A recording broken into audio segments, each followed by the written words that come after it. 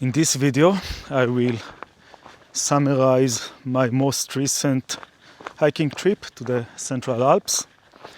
I completed this hiking trip last June, and actually most of the videos, the long format videos, both hiking and scenic drive videos from the trip are already uploaded to YouTube, and most of them are already available for you to watch at this moment, and the remaining few will be available in the next couple of weeks or so.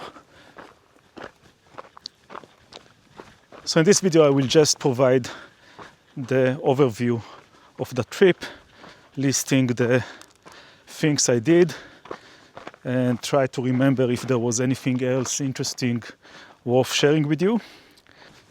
Maybe I will share with you my current location. So once again, we are in the Mount Eitan area. So this is a mountain in the western outskirts of Jerusalem, and there used to be an old settlement here, an ancient settlement dating back to the Bronze Age, and this settlement was one of the major agriculture settlements that were providing the old city of Jerusalem and other nearby villages with their food supply. So the hiking trip to the Central Alps was 11 days long, where the last day was primarily dedicated for commuting back from the Mont Blanc, the Italian side of the Mont Blanc, back to Zurich. But then I had 10 days to enjoy the area. So it was early June this year, and the weather was reasonable for the larger part, but there were a few days where it was a bit rainy, and that kind of required making some adaptations to my hiking plans. So I arrived at Zurich late morning, met with a friend of mine from the time that I worked in the University of Illinois, and we went out for a couple of restaurants and pastry places, enjoying the local food.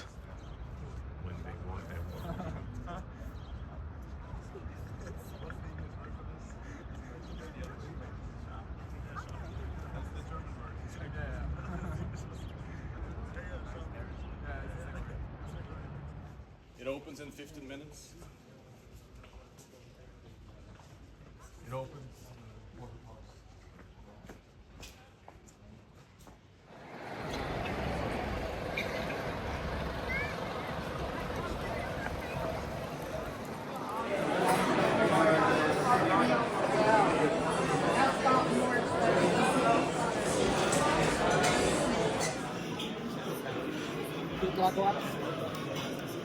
They get rid of this.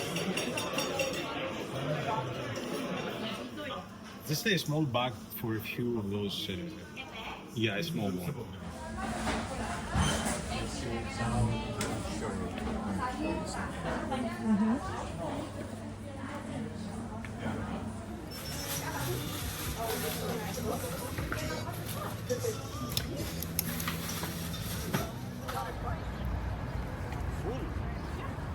Full bag. Later that day, at the afternoon, I left from Zurich driving to Liechtenstein. It's about 2.5 hours drive. And then I had a couple of hours enjoying the evening in Liechtenstein, just driving around and exploring the town where I was staying. The next day, the second day of the trip, I had the entire day in Liechtenstein. So I went for a fairly long hike. I think that it was about 18 kilometers long, about 11-12 miles.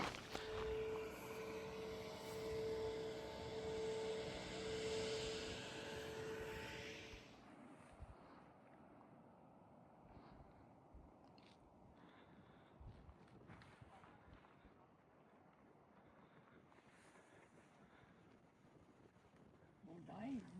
Aha, da kommt noch einer. Oh, Dann guck mal her.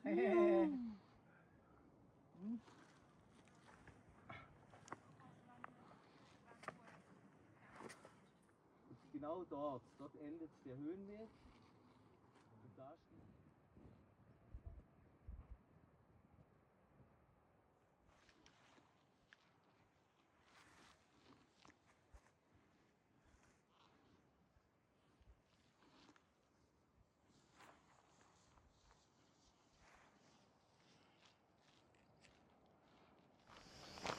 After completing the hike, I had a few more hours of daylight left, so I drove the car and explored the villages in Liechtenstein. It's fairly small, it's not a small town, it's a small country.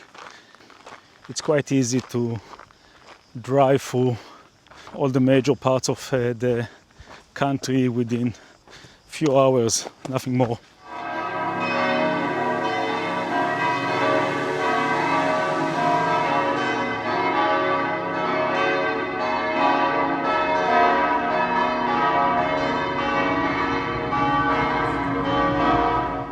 In the morning of the third day, I still stayed in Liechtenstein, exploring other parts of the country that I haven't had the opportunity to explore in the second day, and that included taking a walk around Burg Gutenberg, which is a small castle on the top of a hill with some vines surrounding it. And after that walk, I started driving from Liechtenstein to St. Moritz in South Switzerland.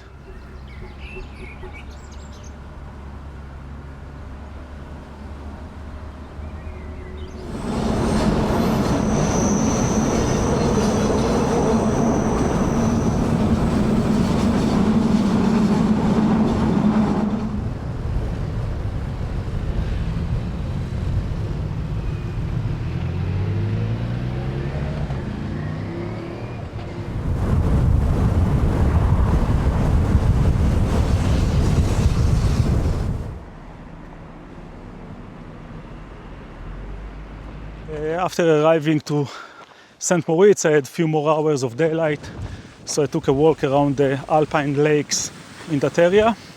The next morning it was raining, and it continued raining until the early afternoon, so I had to make some adjustments for my plan.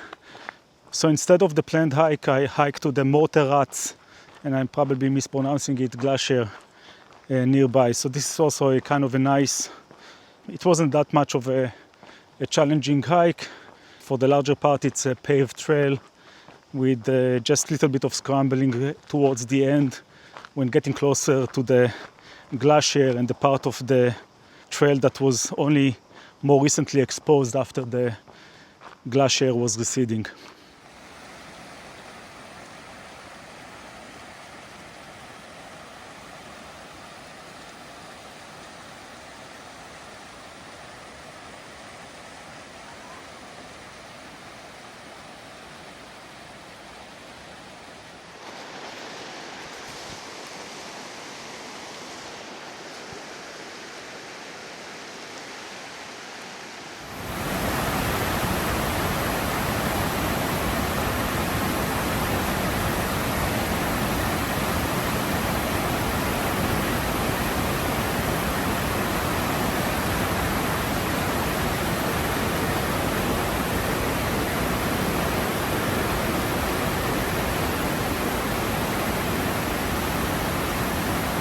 In the fifth day, instead of leaving St. Moritz early in the morning to Lake Como, I did longer hike that I was planning to do the day before.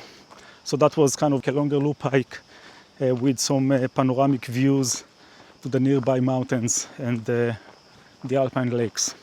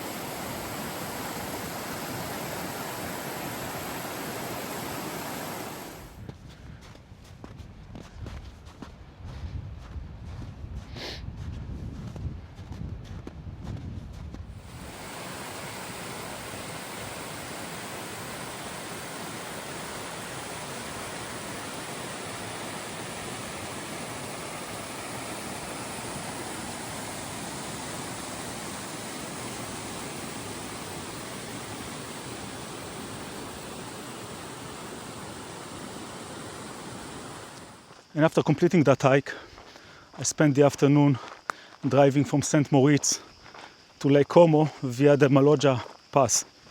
And unlike the weather during the hike earlier that morning, the weather during the drive from St. Moritz to Lake Como was less than amazing, and it started raining.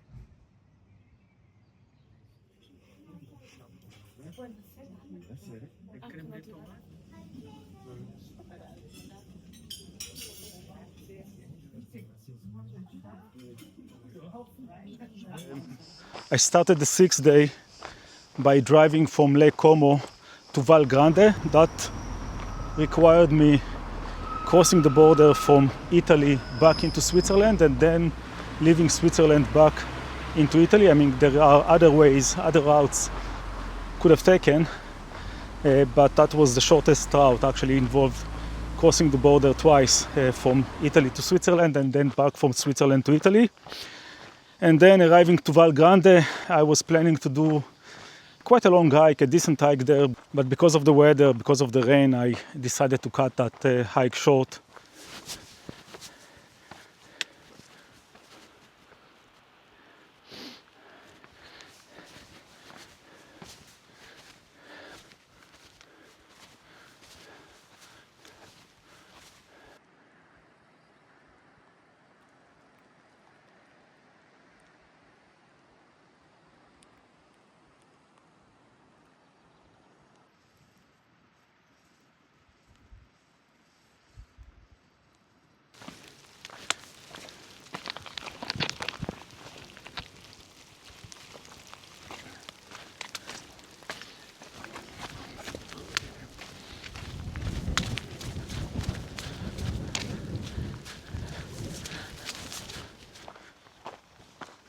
And then the rest of the evening that day I spent in Domodossola, where I also stayed the night, which is kind of a nice village with a very nice historic district.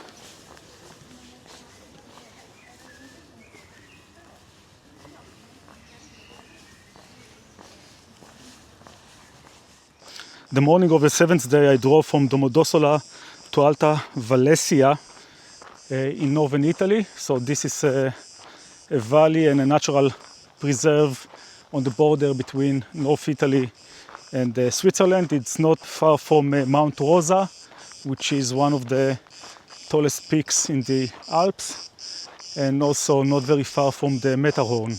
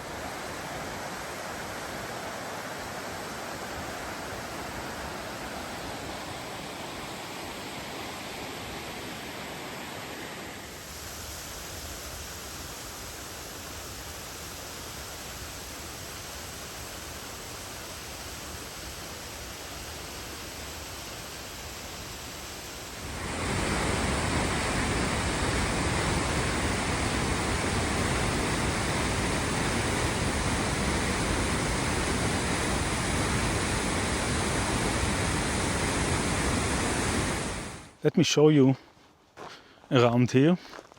This entire area is covered in these younger pine trees. So these are just a couple of years old pine trees, and it's nice to see that the forest is recovering from the wildfire that was here a couple of years ago. Might have been 2 years ago, maybe 3 years ago. It was definitely after COVID, and we can see that there are now many pine trees where there were more mature trees once. So who knows, maybe in my lifetime this part of the forest will recover. But this may be a topic for another video about the changing landscape in many places where I travel. Things are changing.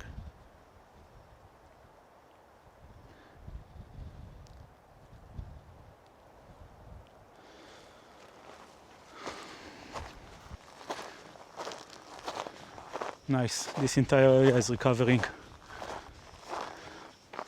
A few years ago, it was quite hard running and hiking here because the ground was still covered with ash.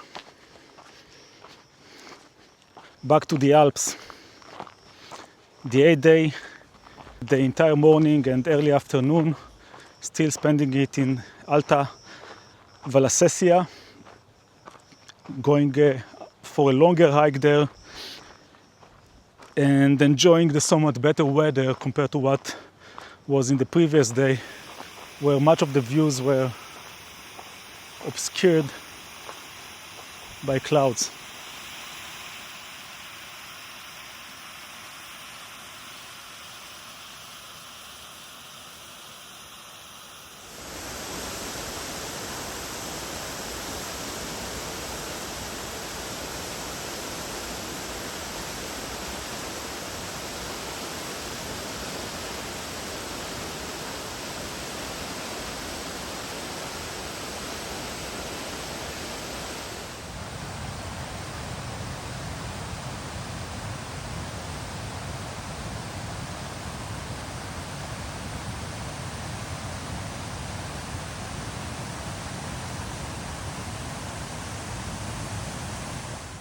The afternoon of the 8th day was dedicated for driving from Alta Valsessia in Italy back to Switzerland, to Zermatt in Switzerland.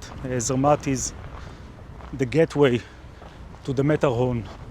And actually I drove into Zach, which I think that I'm pronouncing it correctly, Zach, which is a town located a bit further north, a few kilometers further north, because you cannot drive into Zermatt by car.